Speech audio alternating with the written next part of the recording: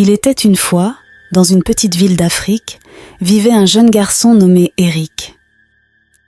Eric grandit dans une famille chrétienne où son père était un pasteur dévoué et sa mère présidente des femmes de l'Église. Tout le monde l'aimait à cause de sa droiture et de sa piété. Ils appréciaient ses sermons et aimaient souvent l'écouter prêcher malgré son jeune âge. On le surnommait le jeune serviteur de Dieu. Quand Eric eut 20 ans, il décida de devenir pasteur comme son père. Il fit donc part à son père de son intention de devenir pasteur. Comme il s'y attendait, son père était très heureux pour lui disant qu'il avait pris une très belle décision. Son père, M. Kassim, aimait Dieu de tout son cœur et veillait à ce que sa famille en fasse autant. Il était donc très fier d'Eric pour la voie qu'il avait décidé de suivre. À l'âge de 25 ans, Eric décida d'ouvrir sa propre église en ville, là où il y avait beaucoup de monde. Son père accéda à ses demandes et lui donna ses bénédictions. Après avoir jeûné et prié avec ferveur, Eric décida de s'installer dans une grande ville appelée Iketa. Il s'entraîna et lorsqu'il arriva à Iketa, il était très tard dans la nuit. Il n'y avait pas de place dans les hôtels à prix abordable, et Eric était donc désespéré. Il avait marché dans les rues d'Iketa, ses bagages à la main, à la recherche d'un endroit où passer la nuit. C'est alors qu'il rencontra Kenneth, un chauffeur de taxi d'Iketa, qui était encore célibataire et vivait seul. Eric lui expliqua la situation et Kenneth eut pitié de lui. Il l'amena chez lui pour y passer la nuit. Eric était très reconnaissant à Kenneth et, à partir de ce jour, ils devinrent de très bons amis. Alors qu'ils étaient allongés tous les deux sur le lit pour dormir cette nuit-là, Eric demanda à Kenneth : « Comment se fait-il que tous les hôtels d'Iketa soient pleins ? Est-ce toujours ainsi ? » Kenneth se moqua d'Eric parce qu'il était naïf et nouveau dans la ville. Kenneth expliqua à Eric qu'une fois par an, beaucoup de gens d'autres villes et pays venaient à Iketa pour assister à un programme d'église très spécial organisé par un pasteur populaire appelé Pasteur Ken. Le pasteur Ken était connu pour ses miracles puissants, des pouvoirs de guérison et des prophéties. Les gens venaient souvent de loin pour le rencontrer. Eric remercia Kenneth pour son explication, puis s'endormit paisiblement. Le lendemain, Kenneth emmena Eric faire un tour dans les environs d'Iketa. C'est là qu'Eric trouva une petite salle qu'il décida de louer pour y établir son église. Avec ce qu'il avait, il acheta quelques chaises et fit imprimer une bannière pour annoncer son ministère. Ainsi, il commença à prêcher. Chaque jour, le pasteur Eric parcourait les rues de la ville, partageant la parole de Dieu avec les habitants. Au début, seules quelques personnes apprécièrent sa manière de prêcher et commencèrent à fréquenter son église. Mais beaucoup d'autres étaient davantage attirés par les miracles et les prophéties. Malgré tout, 1 mois après la création de son église, Eric ne compta que quelques membres dans son petit bâtiment, dont Kenneth, le chauffeur de taxi. Ses fidèles étaient profondément engagés et dévoués aux choses de Dieu, et cela le remplissait de bonheur, car c'était tout ce qu'il avait toujours voulu.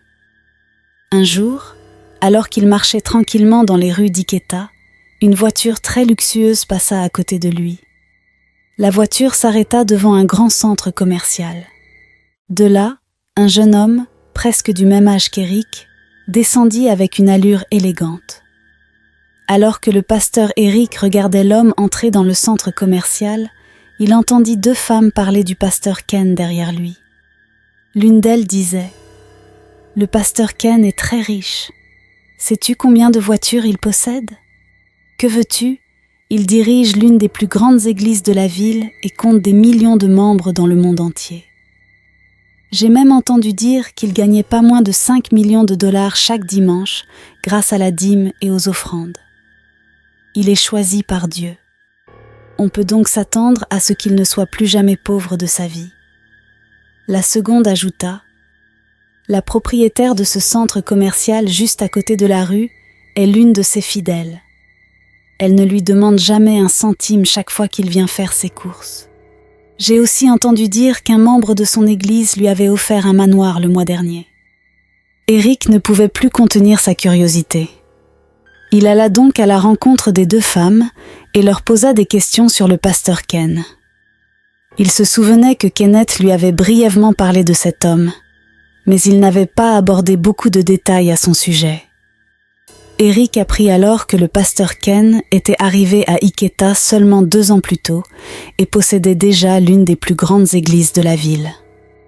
C'était un millionnaire qui recevait régulièrement de l'argent et des biens en cadeau de la part de ses nombreux fidèles. Le dimanche suivant, après le service à l'église d'Eric, il compta les offrandes et les dîmes et fut étrangement mécontent du montant récolté. L'histoire qu'il avait entendue sur le pasteur Ken lui revint en tête, et il se surprit à ressentir de la convoitise et de l'envie. Le lendemain, Eric décida de se rendre à l'église du pasteur Ken. À son arrivée, il fut choqué par le nombre de membres présents. Eric fut déçu que le pasteur Ken n'ait parlé que de richesse, de succès et de prospérité, sans mentionner le salut. En rentrant chez lui la nuit, Eric ne pouvait s'empêcher de penser à ceux qu'il avait vus. Il se rappelait la façon dont les membres dansaient en groupe pour donner leurs offrandes, et comment un seul membre avait donné une dîme équivalente à une fortune. Il compara cela à sa propre église, où ses fidèles donnaient à peine de quoi subvenir aux besoins de base. La cupidité et l'envie l'envahirent soudainement. Il devint agité, désespérément déterminé à ressembler au pasteur Ken. Le dimanche suivant, après le service, Eric et Kenneth comptèrent les offrandes des fidèles. Kenneth remarqua à quel point Eric était déçu et lui demanda « Qu'est-ce qu'il y a, Eric ?» Eric hésita un moment, puis répondit « Je suis allé à l'église de Ken il y a quelques jours et j'ai été choqué par ce que j'ai vu. Le pasteur Ken a reçu une dîme d'1 million de dollars en un seul dimanche, sans parler des autres offrandes. Moi, je suis un bon prédicateur. J'aime Dieu. Mais je ne gagne pas plus de 100 dollars par semaine. Pourquoi ne puis-je pas avoir des membres comme lui ?» Kenneth regarda Eric avec pitié. Il comprenait ce qu'Eric ressentait parce qu'il regardait toujours les autres riches et se demandait pourquoi il n'était pas aussi riche qu'eux, même s'il travaillait dur. Kenneth répondit à Eric que les gens affluaient à l'église de Ken parce qu'ils pouvaient faire des miracles, guérir les malades et donner des prophéties. Les gens aimaient ces choses et ne se souciaient pas vraiment du salut. Ils ne voulaient que des miracles et des bénédictions. Mais Eric n'était pas encore assez fort spirituellement pour accomplir des miracles. Il savait qu'il fallait la grâce de Dieu pour guérir les malades et prophétiser. De plus, pour lui, l'Évangile représentait avant tout le salut, et pas uniquement la richesse. Kenneth s'approcha alors d'Eric et lui dit à voix basse « Je connais un homme très puissant qui s'appelle Baba. Il connaît parfaitement le monde spirituel et humain. Une fois, je l'avais transporté dans mon véhicule, et nous avions discuté pendant de nombreuses heures sur ces sujets. Ce n'est pas un homme ordinaire, car il connaît les secrets des plus grands pasteurs. Quels que soient les pouvoirs ou les secrets que vous recherchez, il a les réponses. Je vais l'inviter pour qu'il t'explique ce que tu dois faire pour en savoir plus sur la spiritualité et devenir un puissant homme de Dieu. » Eric s'éloigna brusquement de Kenneth, choqué par ces paroles. Il s'exclama « Qu'est-ce que tu racontes ? Je devrais rencontrer le diable pour obtenir des pouvoirs ? Tu crois que le diable offre quelque chose gratuitement ? Tu n'as rien appris de mes sermons ? » Kenneth répondit calmement « Baba n'est pas le diable. C'est simplement un homme doué, capable de communiquer avec les esprits. Il en sait tellement sur les réalités spirituelles. Il t'enseignera ce qu'il faut faire pour devenir un homme de Dieu prospère. Il n'y a rien de fétichiste chez lui. » Après un moment de réflexion, Eric finit par dire « D'accord, si tu dis qu'il n'est pas fétichiste, alors je veux bien le rencontrer. Mais assure-toi qu'il est réellement celui que tu dis qu'il estimated. » Kenneth répondit « fais-moi confiance. Je ne te trahirai pas. J'aime Dieu autant que toi, et nous voulons tous les deux la même chose. » Kenneth passa alors un coup de fil à Baba, et ils convinrent d'un jour et d'une heure pour la rencontre avec Eric. Un dimanche après-midi, après le service religieux, Baba arriva à l'église d'Eric. Il trouva Eric et Kenneth assis à l'intérieur, l'attendant. Après quelques échanges de plaisanteries, Baba s'assit et commença à leur raconter les secrets des miracles de certains hommes de Dieu et comment ils obtenaient leur pouvoir. Il sortit une bouteille contenant une substance rouge et la leur montra. Puis il déclara : « Avec cette bouteille, vous pourrez aller chercher de l'eau dans un arbre appelé arbre vivant. Cet arbre ressemble à un être humain, et de l'eau coule de son anus. Une fois que vous aurez obtenu cette eau, vous la répandrez aux 4 coins de votre église. Tout membre qui entrera dans votre église ne la quittera jamais, quoi que vous lui disiez ou lui fassiez. Ils vous resteront fidèles jusqu'à la fin des temps et vous vénéreront comme leur Dieu. » Puis il sortit une deuxième bouteille contenant une substance verte et dit : « Cette substance s'appelle le voyant.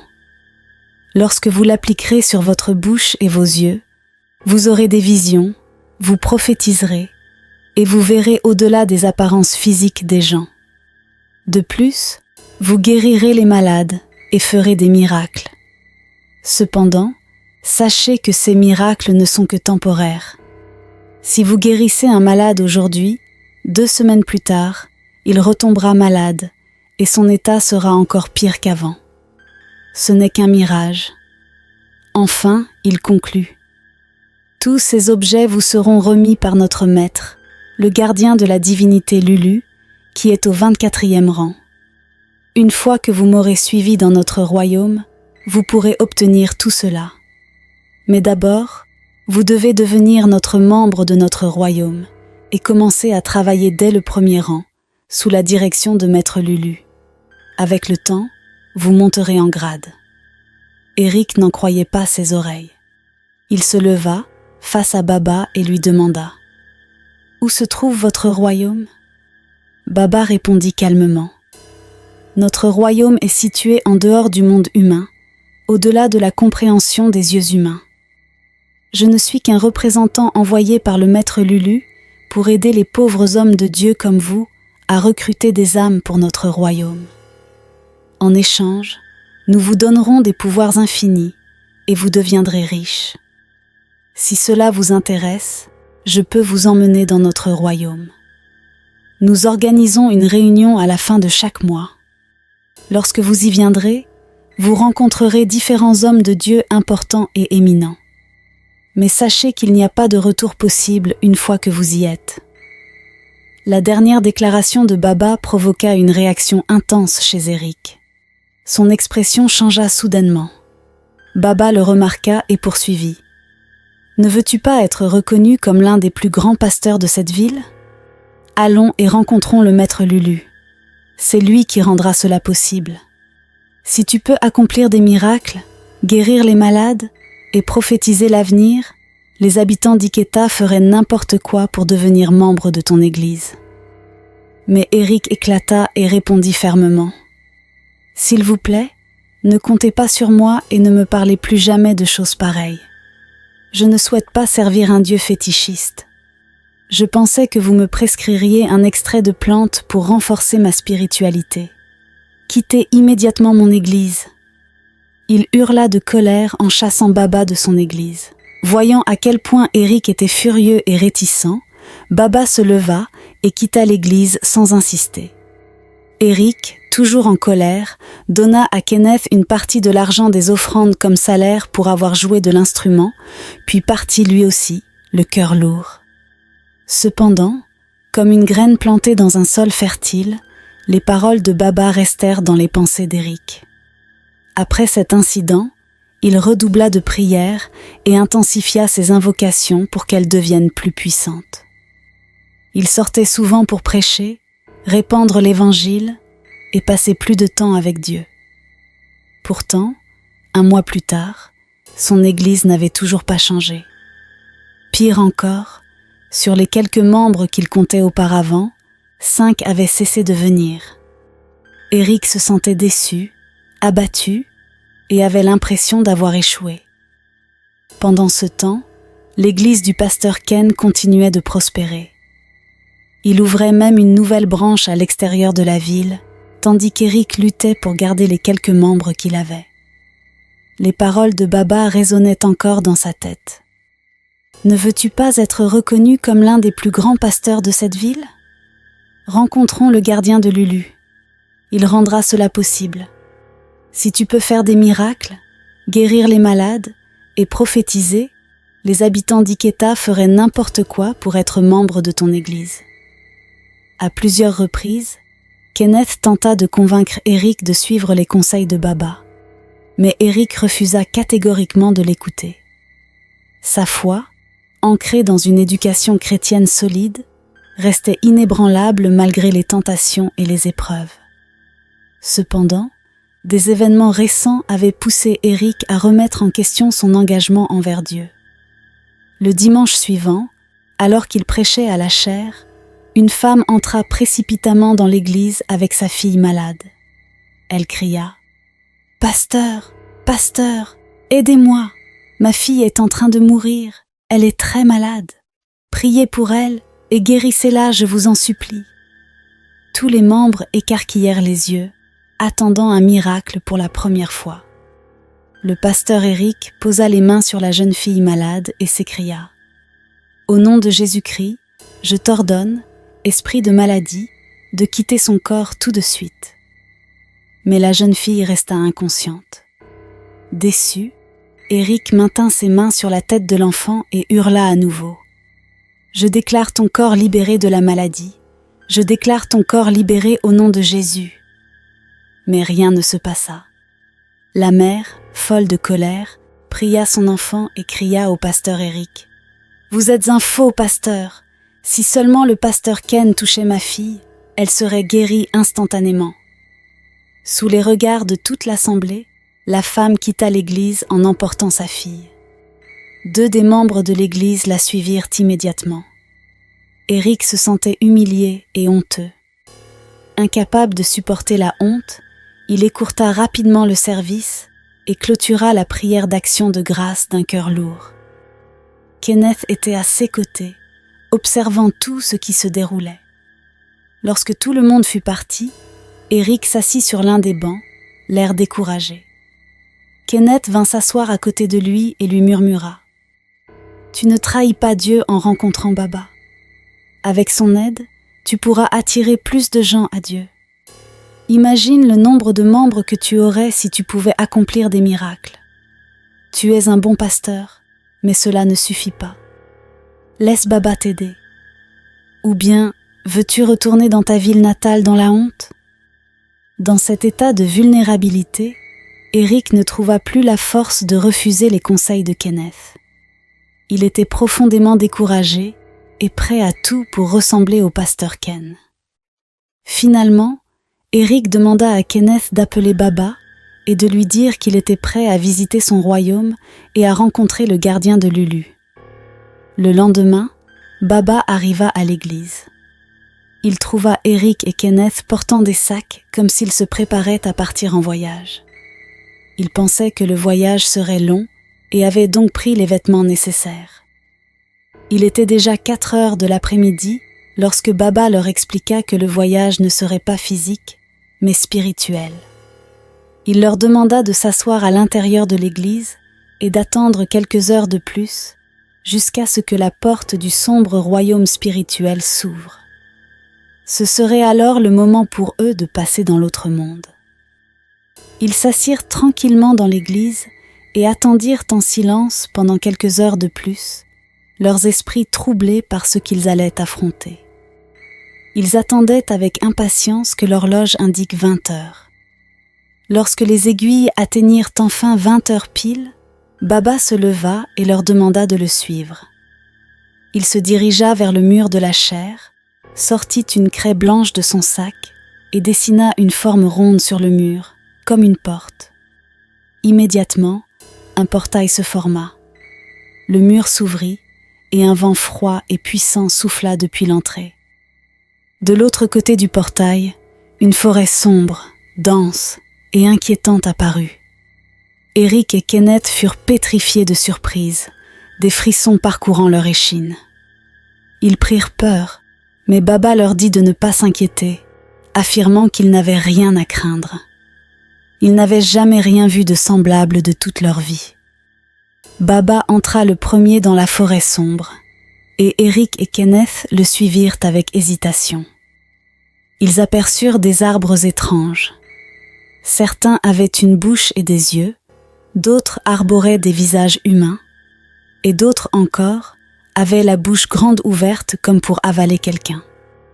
Ce royaume semblait terrifiant et si différent du monde des humains. Malgré la peur, Eric se convainquait qu'il était sur le point de faire quelque chose qui amènerait plus de personnes à Dieu. Mais au fond de lui, il continuait d'entendre les avertissements de son cœur lui suppliant de faire demi-tour. Pourtant, il les ignora et continua d'avancer. Après une longue marche, ils arrivèrent devant un immense temple avec une statue humaine imposante à l'entrée. Baba entra dans le temple, suivi par Eric et Kenneth. Mais dès qu'ils franchirent le seuil, une voix grave et puissante résonna dans tout le temple. « Qui ose entrer dans mon temple avec ses chaussures ? Enlevez vos chaussures !» Eric et Kenneth furent pris de panique, au point de presque uriner dans leurs pantalons. Tremblants, ils retirèrent leurs chaussures à toute vitesse, comme demandé, et pénétrèrent dans le temple immense. À l'intérieur, ils se retrouvèrent devant un autel. Là, un homme très âgé, sans yeux et avec une longue barbe blanche, apparut. Il portait une robe qui couvrait tout son corps. Sa voix résonna, grave et imposante. « Je suis le gardien de Lulu, le 24e maître et grand maître du royaume de Lulu. Que venez-vous chercher, mortel à l'esprit étroit ?» Baba s'inclina respectueusement et répondit « Ô maître du 24e, voici des pasteurs venus chercher ton pouvoir infini pour accomplir des merveilles. Ils souhaitent recevoir ton aide, ô maître. Ils veulent guérir les malades, ressusciter les morts et prophétiser. Si tu peux leur accorder ces souhaits, ils sont prêts à te donner leurs âmes. Leurs âmes seront à toi, et les prodiges qu'ils accompliront seront pour ta gloire, ô maître. » Le maître éclata de rire et demanda « Êtes-vous prêts à me donner vos âmes ? Promettez-vous d'apporter d'autres âmes dans mon royaume ?» Eric hocha rapidement la tête en signe d'approbation. Le maître désigna un bassin à l'angle du temple et leur ordonna de se laver les mains. Après avoir obéi, le maître tendit à Eric un récipient en lui expliquant « Applique toujours le contenu de ce récipient sur tes lèvres avant de commencer un service. Ainsi, chaque parole qui sortira de ta bouche sera crue sans aucun doute par tes fidèles. » Ensuite, il lui donna un deuxième récipient et ajouta « Applique le contenu de ce récipient sur tes yeux et tu auras la vision de prophétiser et de guérir les malades en leur imposant les mains. » Mais avant de conclure, le maître précisa d'une voix encore plus grave. « Une chose est cruciale. Ne prononce jamais le nom au-dessus de tout autre nom, le nom que les chrétiens mentionnent lorsqu'ils accomplissent des miracles. » Eric prit la parole et dit « Que voulez-vous dire ? De quel nom voulez-vous parler ? Vous voulez parler de Jésus-Christ ?» Immédiatement, un grand coup de tonnerre éclata, suivi d'éclairs qui illuminèrent tout le temple. Le sol trembla violemment pendant quelques minutes avant de se stabiliser. Le maître, en proie à une rage soudaine, tomba à terre. Il se releva rapidement, furieux, et hurla sur le pasteur Eric. « Comment oses-tu prononcer ce nom ici ? Ne t'ai-je pas averti de ne jamais prononcer ce nom ?» Baba, effrayé, s'effondra face contre terre, suppliant en faveur du pasteur. « Ô maître, je vous implore de calmer votre colère. Ils sont encore nouveaux et ignorent peut-être les règles. Rappelez-vous qu'ils sont des âmes prêtes à travailler pour vous. » le maître finit par se calmer. Il sortit une bouteille blanche et la tendit à Éric. « Utilise ce récipient pour aller chercher de l'eau à l'arbre vivant à l'extérieur du temple, » dit-il d'une voix grave. « Asperge cette eau à l'intérieur de ton église chaque jour. Ainsi, quiconque entrera dans ton église n'aura aucune envie de la quitter. Très bientôt, tu auras de nombreux membres, prêts à te défendre et à mourir pour toi. » Le pasteur Éric, ravi, affichait un large sourire. Il avait enfin l'impression que ses rêves se réalisaient. Le maître continua en lui remettant une craie blanche. « Utilise cette craie pour voyager entre le monde mortel et le monde spirituel. Et n'oublie pas de participer à nos réunions qui se tiennent chaque dernier jour du mois. Lors de ta prochaine visite, nous te dirons ce que tu devras apporter en échange des pouvoirs que nous te donnons. » Baba, Éric et Kenneth étaient remplis d'enthousiasme. Ils remercièrent chaleureusement le maître avant de quitter le temple. Baba les guida ensuite jusqu'à une porte située à l'intérieur du temple. En franchissant cette porte, ils se retrouvèrent transportés dans une autre dimension.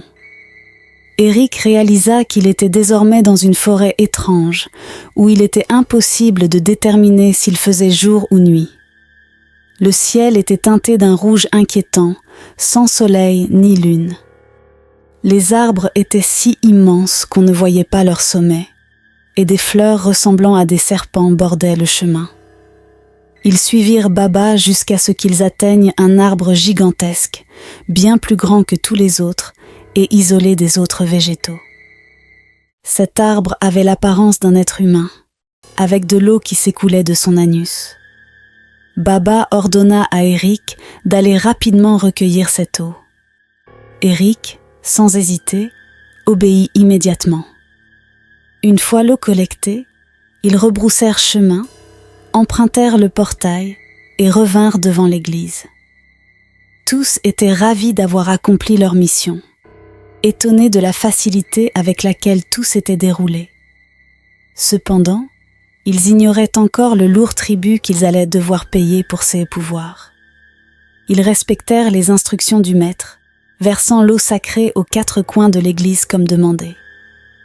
Éric, quant à lui, commença à utiliser la substance que le maître lui avait donnée. Il l'appliqua sur ses lèvres avant de retourner prêcher dans les rues, comme il en avait l'habitude. Alors qu'il prêchait, il remarqua un homme aveugle chantant et mendiant l'aumône auprès des passants. Intrigué, Éric s'approcha de l'homme et posa ses mains sur lui en priant. Soudain, l'homme recouvra la vue et se mit à crier de joie, attirant l'attention de tous autour de lui. Les gens se rassemblèrent autour d'eux et demandèrent ce qui s'était passé. L'homme, qui était aveugle de naissance, expliqua qu'après qu'Éric avait prié pour lui, il avait recouvré la vue.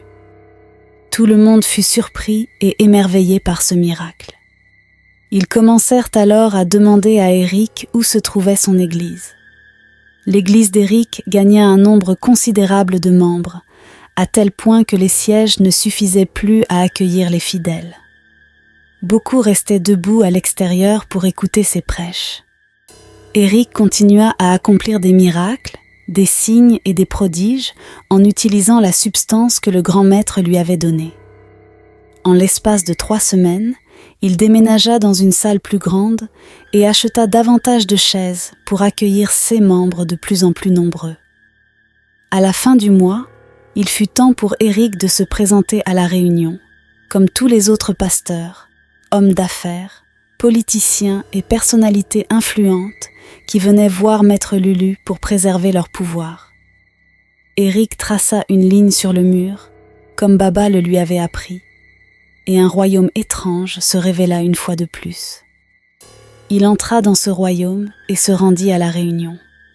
Lorsqu'il arriva, Éric fut choqué et émerveillé de voir de nombreux hommes de Dieu, y compris certains dont il n'avait jamais entendu parler, des politiciens de haut rang et des entrepreneurs connus, tout comme Baba l'avait prédit. Éric fut appelé à sortir pour que tout le monde puisse le voir, puisqu'il était un nouveau membre. On lui demanda de se familiariser avec les autres membres et de fournir des détails sur ceux qu'il était prêt à offrir en échange des pouvoirs qu'il recevrait de Lulu. Pendant qu'il attendait, le maître consulta Lulu et, après quelques incantations, révéla que le sacrifice demandé serait un sacrifice de sang. Chaque mois, un membre de son église serait sacrifié à Lulu, choisi au hasard. Eric rit en entendant cela. Il avait pensé que le prix serait bien plus difficile à payer. Il déclara alors que cela ne lui posait aucun problème. Après la réunion, Eric continua à prêcher et à accomplir des miracles. Son église grandit rapidement, passant d'une petite salle à un immense auditorium. Il devint très connu et extrêmement riche, roulant dans les voitures de luxe les plus récentes et se déplaçant en ville avec un service de sécurité. Un jour, il décida qu'il était temps pour lui de se marier. Dans son église, il y avait une membre nommée Monique. Dirigeante de la chorale, elle était d'une grande beauté et possédait une voix angélique. Eric, sous le charme, développa des sentiments pour elle. Un jour, il l'invita à sortir et lui déclara que le Seigneur lui était apparu en rêve pour lui révéler qu'elle deviendrait sa femme. Ravie par cette annonce, Monique accepta, voyant dans cette union une bénédiction divine. En tant qu'épouse d'Éric, elle gagnerait le respect de toutes les femmes de l'Église, qui la considéreraient comme une mère spirituelle. Leur mariage fut somptueux, un événement grandiose qui continua à faire parler de lui longtemps après. Quelques mois après, alors qu'Éric exploitait les pouvoirs de Lulu pour asseoir son ministère, une nouvelle fidèle, Grace, arriva dans son église. Elle avait entendu parler des dons spirituels d'Éric et croyait fermement qu'il était un homme de Dieu authentique. Chrétienne fervente, elle s'impliqua pleinement dans l'église, rejoignant plusieurs départements pour mieux servir Dieu. Éric, impressionné par son dévouement, décida de la nommer diaconesse. Malheureusement, au cours d'une réunion spirituelle avec Lulu pour renouveler ses pouvoirs, le nom de Grace fut désigné comme celui de la prochaine victime. Lulu la frappa alors de maladies mystérieuses et de revers inexplicables dans sa vie. Chaque fois que Grace consultait des médecins, les examens ne révélaient rien d'anormal. Pourtant, son état de santé continuait à se détériorer rapidement. Persévérante, Grace priait constamment pour sa guérison, se rendant souvent à l'autel de l'église pour implorer l'aide de Dieu. Mais ses prières semblaient rester sans réponse. Elle essaya tous les traitements possibles, mais rien ne fonctionnait. Peu à peu, la maladie ébranla non seulement son corps, mais aussi son esprit. Elle sombra dans la frustration et la dépression, se sentant abandonnée et impuissante face à sa situation. Un jour, totalement épuisée et désespérée, Grace s'allongea sur son lit, les larmes roulant sur ses joues. Dans un dernier élan de foi, elle implora Dieu. « Seigneur, pourquoi m'as-tu abandonnée ? Toute ma vie, je t'ai servi fidèlement. Est-ce ainsi que tu choisis de me récompenser ? Veux-tu vraiment que je meure sans comprendre ce qui m'arrive ? Si telle est ta volonté, alors qu'elle s'accomplisse. » Alors qu'elle priait désespérément, Grace s'endormit profondément et fit un rêve étrange. Dans ce rêve, elle se retrouva dans une pièce entièrement blanche, d'une lumière éclatante. Là, elle rencontra un homme qui l'appela par son nom et lui dit « Grace, j'ai entendu ton cri, mais l'autel où tu choisis de me servir n'est pas le mien. Il a été vendu au diable. Tu ne me pries pas, tu pries le diable. Si tu veux être guéri, si tu veux que je t'écoute, tu dois abandonner cet autel et cesser d'adorer le diable. » Choc et confusion envahirent Grace. Elle tenta de poser des questions à l'homme, mais avant qu'elle ne puisse dire un mot, il disparut subitement, la laissant seule dans la pièce blanche. Elle se réveilla en sueur, bouleversée par le rêve étrange qu'elle venait de faire. Les paroles de l'homme résonnaient encore dans sa tête. L'autel était corrompu, vendu au diable. Cela la troublait encore plus, car elle savait qu'Éric priait au nom du Seigneur, chassait les démons et guérissait les malades. Il donnait des prophéties dont la véracité ne faisait aucun doute. Mais qu'avait voulu dire cet homme en parlant de l'autel corrompu? Grace était perdue dans ses pensées. Elle décida de s'éloigner de l'église pendant quelques jours, se retirant chez elle pour prier et jeûner. Elle supplia Dieu de la guérir et de lui pardonner si elle avait fait une erreur en suivant le mauvais chemin. Les jours passèrent, et lentement mais sûrement, Grace commença à se sentir mieux. Sa santé s'améliorait de manière significative et, en moins d'une semaine, elle fut complètement rétablie. Elle avait échappé aux épreuves de Lulu et à la mort, retrouvant la paix et la guérison qu'elle avait tant recherchées. Pendant ce temps, dans le monde spirituel où Éric se rendait fréquemment pour renforcer ses pouvoirs, un grand tumulte éclata. Le maître de Lulu était furieux contre Éric, car ce dernier n'avait pas réussi à revendiquer le membre qu'il avait choisi pour son sacrifice. Lors de la réunion, Éric fut sévèrement réprimandé. « Espèce d'imbécile, pourquoi as-tu laissé entrer dans ton église une personne qui connaît cet homme? Pourquoi un véritable croyant fait-il partie de ton église? Qu'as-tu fait » Éric, paniqué, comprit que c'était la première fois qu'il voyait son maître ainsi. C'était un choc pour lui, et il tenta de se défendre, expliquant qu'il ne connaissait pas l'homme mentionné. Mais, avec une grande sagesse, il se rendit compte qu'il s'agissait de Jésus-Christ, car le nom de ce dernier ne devait jamais être prononcé dans ce monde occulte. Éric s'excusa auprès du grand maître. Il affirma qu'il ne savait pas que Monique était une vraie croyante. Il avait pensé que ses prières n'étaient que pour la forme. Le maître lui cria de se taire. « Puisque tu as bêtement laissé entrer dans ton église un membre plus puissant que le couvent, tu vas devoir payer le prix de ta bêtise et de ta négligence, » déclara le maître.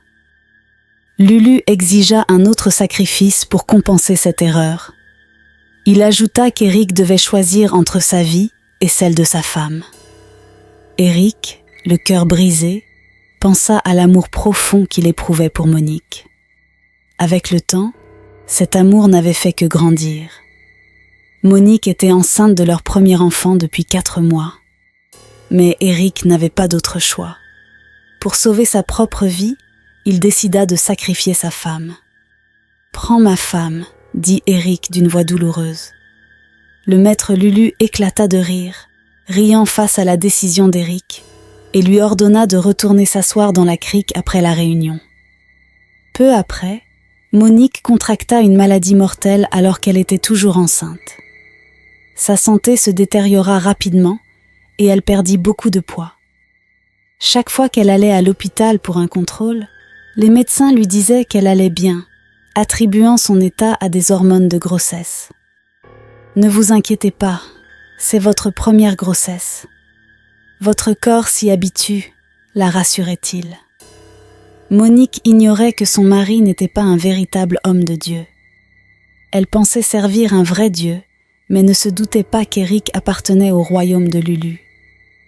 Un jour, Monique commença à prier au sujet de son état. Elle refusait de croire que sa situation était normale. Chaque nuit, elle faisait des cauchemars où elle voyait des serpents la poursuivre ou des animaux sauvages tenter de la dévorer. Elle était convaincue que son état n'avait rien de naturel. Éric savait que Monique était condamnée, car il l'avait sacrifiée pour sa propre survie. Il prêta peu d'attention à ses plaintes. Lorsqu'elle lui parlait de ses rêves, Éric minimisait toujours ses craintes en les qualifiant d'insignifiantes. Malgré cela, Monique persista dans la prière, mais son état ne s'améliorait pas.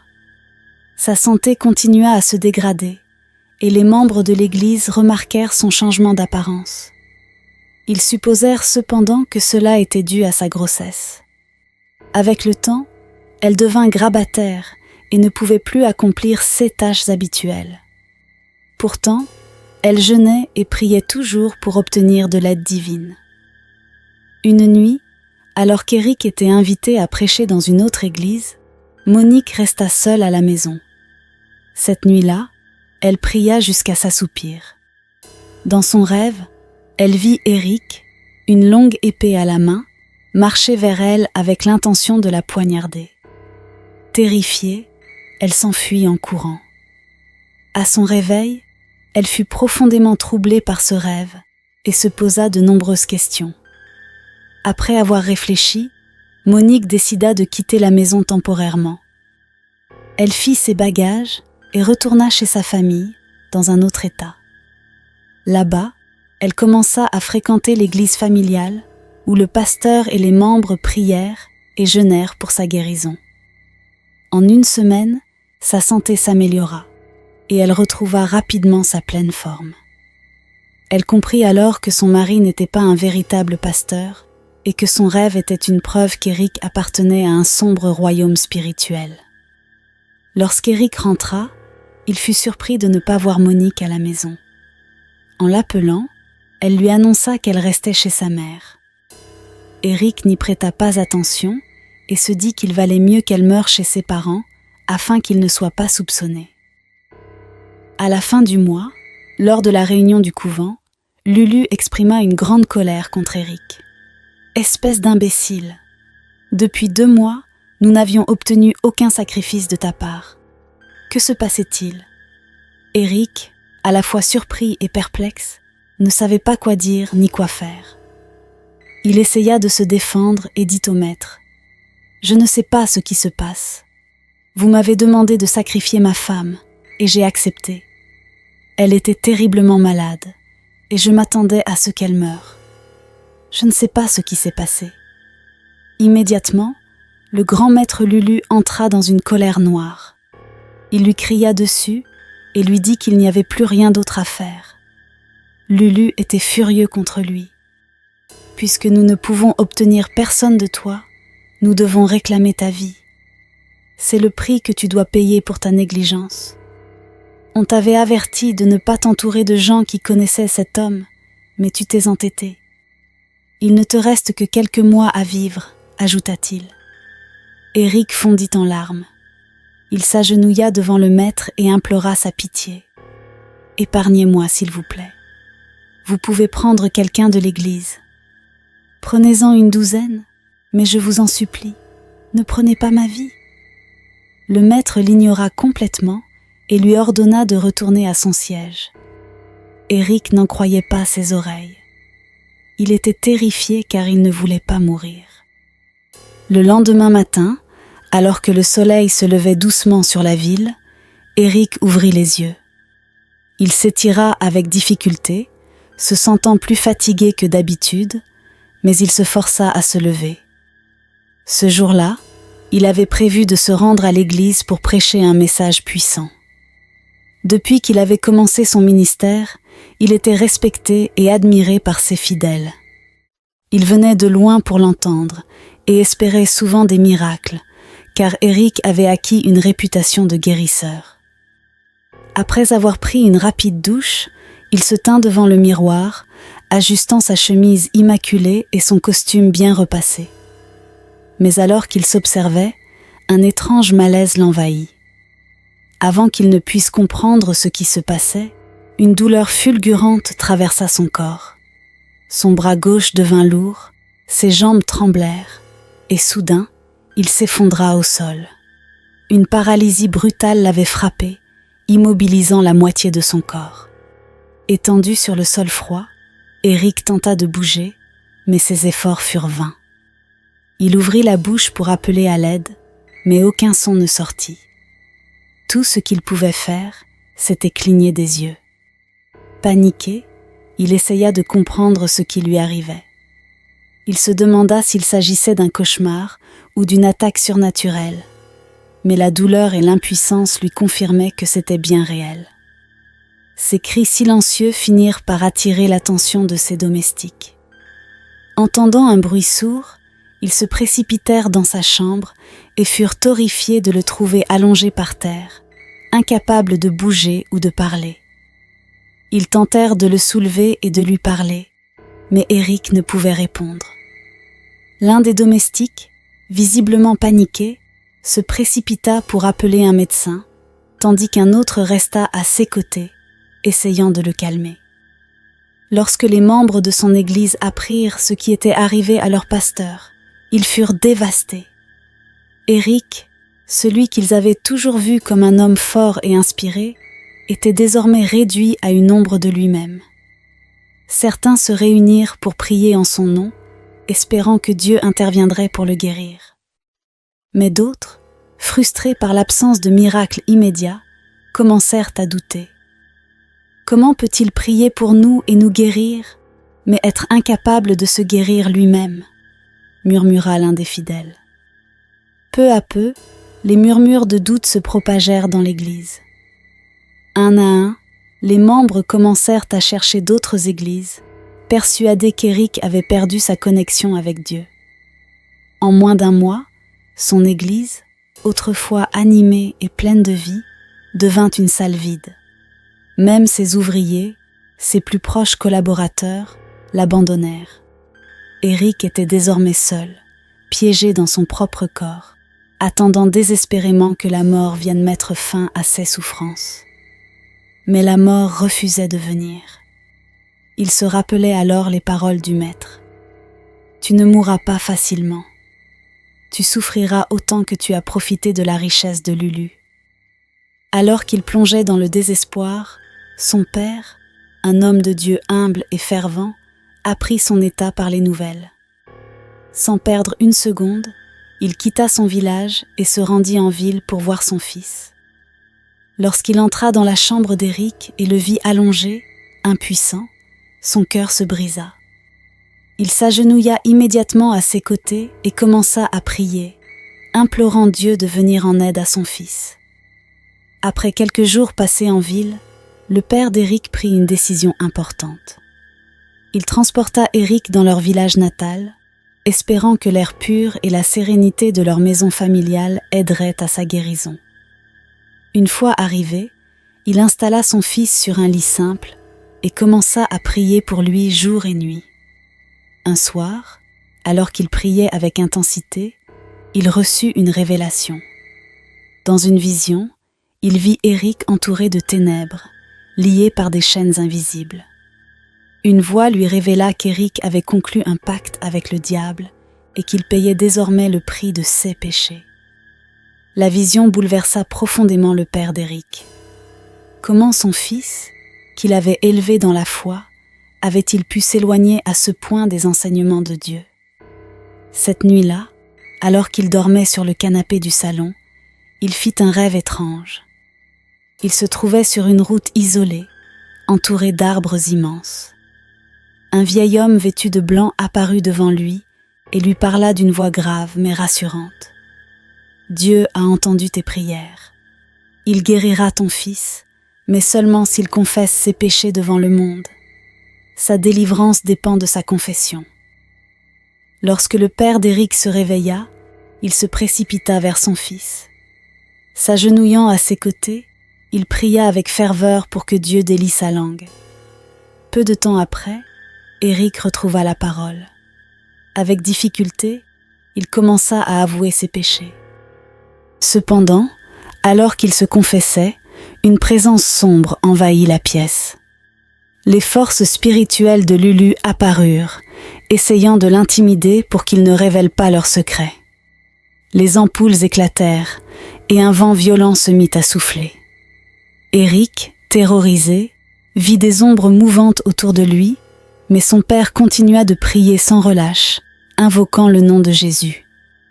Après un combat spirituel intense, les forces maléfiques, incapables de résister à la puissance des prières, disparurent. Épuisé mais déterminé, Éric poursuivit sa confession, révélant tout à son père. Dans les jours qui suivirent, Éric commença à retrouver progressivement l'usage de son corps.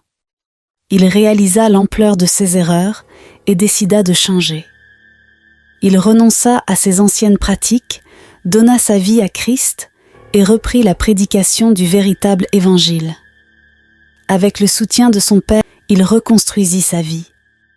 Ses témoignages touchèrent de nombreuses personnes et son Église retrouva une nouvelle vitalité. Éric apprit à apprécier chaque bénédiction, comprenant que la richesse et le succès obtenus par des moyens douteux ne mènent qu'à la destruction. La vie est un voyage, et chacun a sa propre course à faire, disait-il à ceux qui venaient l'écouter. N'enviez pas le succès des autres. Ce que Dieu a pour vous viendra en son temps. Ne cherchez jamais l'aide du diable, car le prix à payer est bien trop élevé. Avec cette nouvelle vision de la vie, Éric et sa famille vécurent dans la paix, prêchant l'amour et la fidélité envers Dieu jusqu'à la fin de leurs jours. Quelle que soit votre frustration dans la vie, ne soyez pas tentés de demander de l'aide au diable. En fin de compte, vous finiriez par être pire que vous ne l'étiez et par avoir des regrets. Rien de bon ne vient facilement. Si cela semble trop beau pour être vrai, c'est qu'il y a un prix à payer. Un prix qui vous coûtera tout. Méfiez-vous des amis que vous gardez et encore plus des conseils que vous écoutez. Lorsque vous commencerez à faire face aux conséquences de vos décisions, vous serez le seul à y faire face. Ils ne seraient pas là. Tous ceux qui font des signes et des prodiges ne sont pas des enfants de Dieu. Soyez vigilants et sages quand il s'agit de ceux à qui vous faites confiance en ceux qui concernent les choses de l'esprit. Merci d'avoir suivi cette vidéo jusqu'à la fin. Laissez des pouces bleus, des commentaires et à bientôt dans une nouvelle histoire sur Vox Story.